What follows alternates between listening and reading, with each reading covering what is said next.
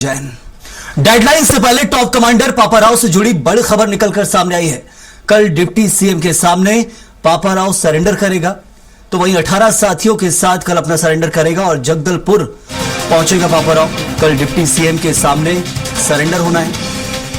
कुटरू थानों में साथियों के साथ सरेंडर होगा। पहले यह खबर निकल कर आई थी कि नक्सली संगठन जो इस वक्त सक्रिय है वो आज सरेंडर कर सकता है, लेकिन अब यह कहा जा रहा है कि कल उप मुख्यमंत्री के सामने पापाराव सरेंडर करेगा।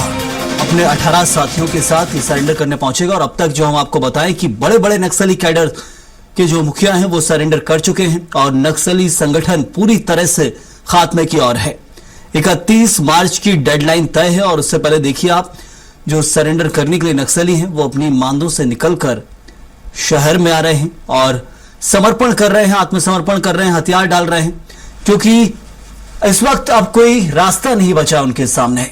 या तो संघर्ष होगा तो जान जाएगी, या जिंदगी चाहते हैं, अच्छे नागरिक की तरह आमजन के साथ जीना चाहते हैं तो जरूरी है कि सरेंडर करें और आम लोगों के साथ बेहतर जीवन गुजर बसर करें। इसलिए पापाराव जो अपने साथियों के साथ अब सरेंडर करने वाला है और डिप्टी सीएम मुख्यमंत्री विजय शर्मा के सामने यह सरेंडर होगा।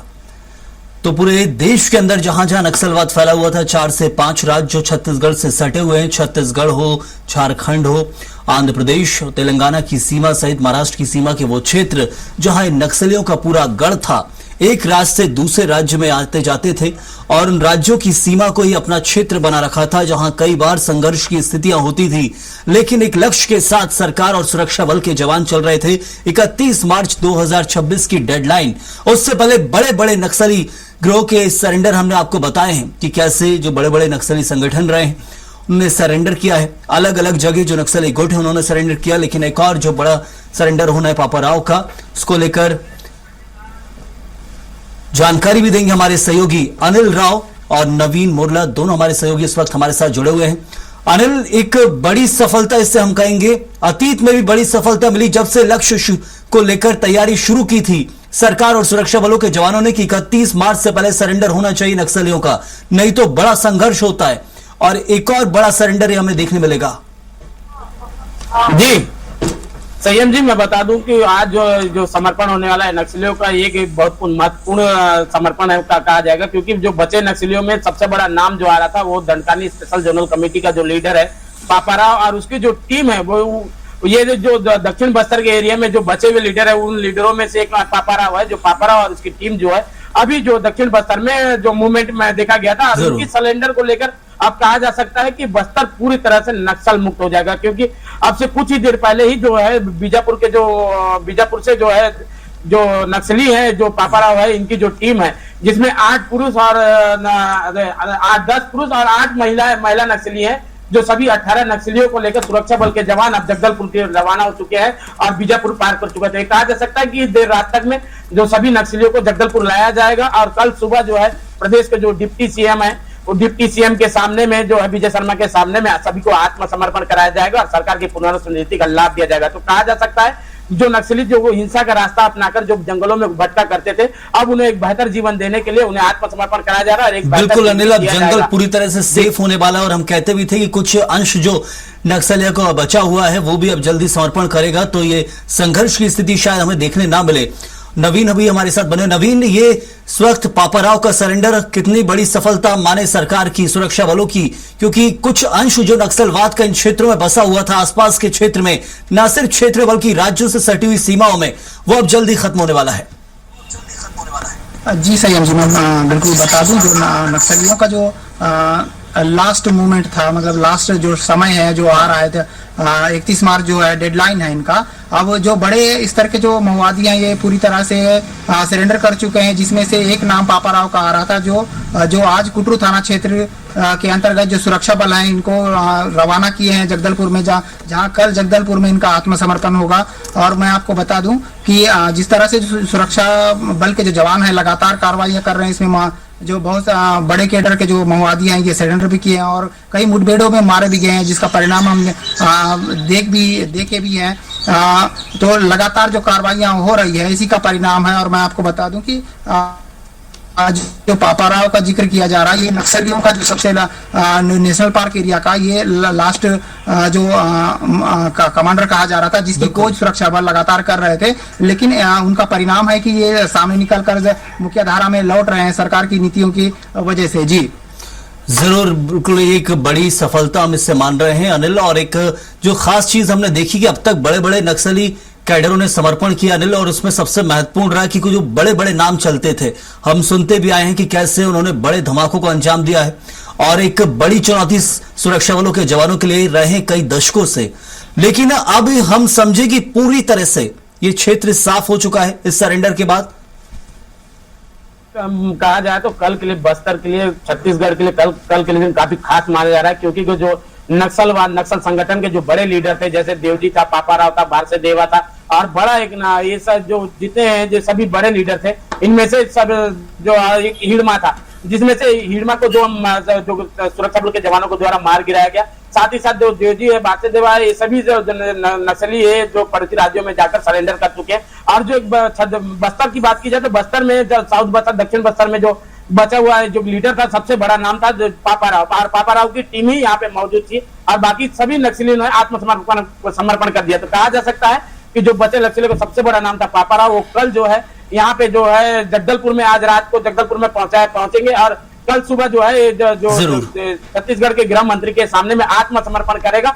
और कल का दिन खास इसलिए माना जा रहा है क्योंकि कल बस्तर पूरी तरह से नक्सल मुक्त हो जाएगा, क्योंकि इसके बाद कोई बड़ा नाम बचा ही नहीं है बस्तर में। और जो बचे नाम है वो सभी सक्रिय माओवादी जो है वो आंध्र प्रदेश की में सक्रिय हैं, इसलिए कहा जा सकता है कि बस्तर अब नक्सल मुक्ति के कगार पे। बिल्कुल अनिल, लेकिन 31 मार्च की डेडलाइन सिर्फ छत्तीसगढ़ नहीं बल्कि देश के लिए, और इसलिए जरूरी है कि अंश मात्र भी नक्सलवाद का शेष न रहे। नवीन, यहाँ पर हम देख रहे हैं कि एक बड़ा दिन कल माना जाएगा इस सफलता के बाद, आत्मसमर्पण के बाद, लेकिन क्या नक्सलवाद का इतना दंश इस देश ने झेला है कि जब भी किसी नक्सली का आत्मसमर्पण होता है तो हमें लगता है बड़ी सफलता है, लेकिन फिर भी कुछ न कुछ रह ही जाता है। क्या कभी सुरक्षा बलों से आसपास के क्षेत्र में लोगों से पता चला कि हाँ अभी भी कोई नक्सली हैं ऐसे सक्रिय हैं जो वो समर्पण नहीं कर रहे हैं? जी बिल्कुल, मैं बता दूं जो पापाराव है, इसके सरेंडर करने के बाद जो नक्सलियों के जो बड़े लीडर हैं ये पूरी तरह से समाप्त की हो रहे हैं, और जो बचे कुछ जो माओवादी हैं। जरूर नवीन, मैं रोकता हूँ आपको, लौटता हूँ आपके पास। इस वक्त हमारे साथ नवीन गुप्ता जो नक्सल एक्सपर्ट हैं वो हमारे साथ जुड़े हुए हैं। मनीष जी, हम देखें यहाँ पर एक बड़ी सफलता कल मिलने वाली है, और एक खास ये हो जाता है कि नक्सलवाद का अंश मात्र भी अब शेष नहीं रह जाएगा, पूरा नक्सलवाद जो है समाप्ति की ओर है। क्या इसके बाद पूरी तरह से नक्सल मुक्त छत्तीसगढ़ कहलाएगा? नहीं, देखिए निश्चित रूप से ये एक बड़ी घटना होने वाली है कल। जिस प्रकार से नक्सली डेडलाइन जो है, नक्सल मुक्ति के लिए जो डेडलाइन 31 मार्च 2026 की डिसाइडेड है, उसके पहले जो पापाराव है, पापाराव को लेकर के लगातार ये कयास लगाए जा रहे थे कि क्या 31 मार्च के पहले इसका सरेंडर हो पाएगा, या मुठभेड़ में ढेर होगा, या ये बचा रहेगा। तो कहीं ना कहीं एक चुनौती के रूप में ये निश्चित रूप से छत्तीसगढ़ में इसकी मौजूदगी और बस्तर के, खासकर दक्षिण बस्तर में इसकी मौजूदगी रहने वाली थी। लेकिन ये एक सुखद खबर आई है कि वो अपने 17 साथियों के साथ जो है कल सरेंडर करने जाने वाला है। तो ये जो नक्सल मुक्ति को लेकर के जो लगातार जो दबाव बना हुआ है, मुझे लगता है कि उस दिशा में पुलिस और सरकार एक कदम और आगे बढ़ी है। रही बात की नक्सल, पूर्णतः नक्सल मुक्ति की जो बात कही जा रही है, हाँ। अभी भी कई छोटे बड़े नक्सली बचे हुए हैं, जिसमें केसा है, और एक और जो बड़ा नक्सली है जो नक्सलियों की जो PLGA बटालियन का एक लीडर है, वो इन दोनों का ट्रूप अलग अलग है, जो लगभग 30 लोगों के साथ जो है ना ये लोग घूम रहे हैं। सुरक्षा बलों का जो कहीं ना कहीं फोकस इन दोनों गुटों पर है कि ये लोग भी जो है ना 31 के पहले सरेंडर कर जाए। बिल्कुल मनीषा, हम ये देखते हैं कि जो सुरक्षा बल के जवान हैं जो सक्रिय है वहां उस क्षेत्र के अंदर, खासतौर पर जो टीम लीड कर रहे हैं पुलिस, वो जानती है कि कौन से नक्सली, कौन सा कैडर किस जगह पर सक्रिय है, और एक बड़ी सफलता जरूर हम देख रहे हैं। लेकिन फिर भी क्या समझे हम कि और जो नक्सली है वो 31 मार्च से पहले समर्पण करते दिखेंगे हमें, क्योंकि उसके बाद फिर नहीं तो क्या देखने मिलेगा हमें?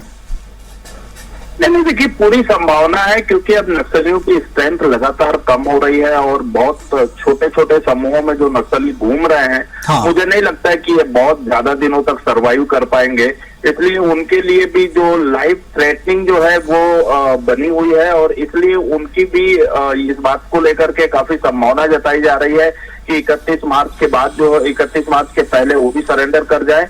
पर इक्का दुक्का समूह बच भी गए अगर, तो वो बहुत लंबा नहीं चल पाएंगे। आमतौर पर जिस तरीके से लगभग 95% से अधिक इलाका जो है वो नक्सल मुक्त हो चुका है, उतने कैडर सरेंडर हो चुके हैं, मारे भी जा चुके हैं। तो ऐसा कहना मुझे लगता है कि अब इसको लेकर के एक सरकार जो है घोषित कर सकती है कि बस्तर नक्सल मुक्त हो गया है, छत्तीसगढ़ नक्सल मुक्त हो गया है। और देखिए इक्का दुक्का जैसे विचारधारा की बात है, जरूर मनीष जी, लेकिन एक और चीज जो सवाल यहाँ उठता है कि हम देखते हैं कि अभी जो पापा राव का कल सरेंडर होगा, उससे पहले देवा का हो चुका है, बसवराव का हो चुका है, बहुत से ऐसे नक्सली संगठनों के जो गिरोह के मुखिया थे वो सरेंडर कर चुके हैं। ये मनोबल तो तोड़ेगा बचे हुए का? मनोबल अब बिल्कुल नहीं रह गया है। इक्का दुक्का लोग जो है वो कहीं ना कहीं मतलब अपने आप को अपनी जान बचाते फिर रहे हैं, और उसमें भी जो सुरक्षा बलों का दावा है कि अधिकांश लोग जो है वो कहीं ना कहीं तेलंगाना में जाकर के शरण लिए हुए हैं। तो मनोबल तो लगभग टूट चुका है। तो इसलिए मैं ये कह रहा हूं कि आने वाले समय में अब उनके लिए बहुत ज्यादा समय नहीं बचा है, और कहीं ना कहीं नक्सल मुक्ति अभियान में उन्हें भी अपनी आहुति देनी ही पड़ेगी। बिल्कुल, तो थक हार कर आगे वो भी समर्पण करते ही नजर आएंगे, ये हम समझ सकते हैं यहाँ से फिलहाल इस दौर को देखकर। बहुत बहुत शुक्रिया आपका चर्चा के लिए। तो इस वक्त तो आप दिख रहे हैं कैसे नक्सली संगठन के जो गिरोह हैं वो समर्पण करते नजर आ रहे हैं। एक बड़ा सरेंडर होने वाला है। नवीन, लौटूंगा आपके पास। अब क्या कुछ वहां सुरक्षा बलों के जवान से पता लग पाया कि कितने कुछ चंद नक्सली वहां बचे हुए, क्योंकि कुछ ही बचे हुए हैं वहां पर? जो बड़े स्तर के जो माओवादी कैडर हैं सभी हाँ। आत्मसमर्पण कर चुके हैं, और जो बचे कुछ जो माओवादी थे जो मुठभेड़ में मारे गए हैं। अब जो नेतृत्व करने, जो माओवादियों का जो निचले स्तर के जो साथी हैं, उनके नेतृत्व करने के लिए कोई भी बड़ा साथी नहीं बचा है। इसलिए हो सकता है कि संभवतः ये 31 मार्च तक जो निचले इस स्तर के जो माओवादी हैं ये भी आत्मसमर्पण कर दें, अन्यथा जो सुरक्षा बलों के हाथों में मुठभेड़ में मारे जाने की भी पूरी तरह से जी उम्मीद है। और जिस तरह से जो लगातार सुरक्षा बल के जवान हैं ये लगातार कार्रवाइयाँ कर रहे हैं, जिसमें जो आज 18 माओवादियों का जो कुटरू थाना क्षेत्र से लेकर निकले हैं, जिसमें 10 माओवादी पुरुष हैं और 8 महिला माओवादियों का जिक्र किया जा रहा है। जी बिल्कुल अनिल, हमने देखा 4 से 5 दशक से जहां लंबा समय गुजर गया है और बस्तर ने नक्सलवाद का दंश झेला, छत्तीसगढ़ नक्सलवाद के कारण पूरा बदनाम रहा, लेकिन अब वो तस्वीर बदल रही है। क्या इस बदलती तस्वीर के साथ हम समझे कि अब वो जंगल जो महफूज नहीं हुआ करते थे अब पूरी तरह से नक्सल मुक्त भी हो जाएंगे और आमजन के लिए खुल सकते हैं? बस्तर जो है लगातार जो बस्तर लाल आतंक के नाम से जाना जाता था, पिछले 4 दशकों बस्तर नक्सलवाद का दंश झेल रहा था। अब वो बस्तर 4 दशकों के बाद बस्तर नक्सल मुक्त होने के कगार पे आ गया, क्योंकि जो नक्सलियों के जितने भी बड़े लीडर थे उन्हें सुरक्षा बल के जवानों के द्वारा लगातार केंद्रीय गृह मंत्री अमित शाह के द्वारा जो दिया गया था डेडलाइन 31 मार्च 2026 को लेकर लगातार सुरक्षा बल के जवानों के द्वारा ऑपरेशन चलाया गया और नक्सलियों के जो मांद एरिया में घुसकर नक्सलियों को मार गिराया गया। साथ ही साथ बचे नक्सली जो है वो आत्मसमर्पण की राह पकड़ लिए। अब जो बात की जाए तो अब जो तय डेडलाइन के महज कुछ ही दिन शेष बचा है। ऐसे में जो नक्सलियों का एक जो बड़ा लीडर था पापा राव, और अब वो अपने टीम के साथ में कल जगदलपुर में आत्मसमर्पण करने जा रहा था। बिल्कुल, तो ये डेडलाइन नहीं, ये लक्ष्य था जो हासिल कर लिया। इस वक्त हम ये कह सकते हैं बचा कुछ अंश भी नक्सलवाद का समाप्त हो जाएगा, क्योंकि बड़े लीडरों का समर्पण मनोबलों को तो तोड़ता ही है, साथ में उन्हें हताशा भी करता है, और यही कारण है कि अब वो भी समर्पण करते नजर आएंगे। बहुत धन्यवाद अनिल आपका, और नवीन आपका ही बहुत बहुत शुक्रिया। ये सफलता सिर्फ इसलिए क्योंकि एक तारीख तय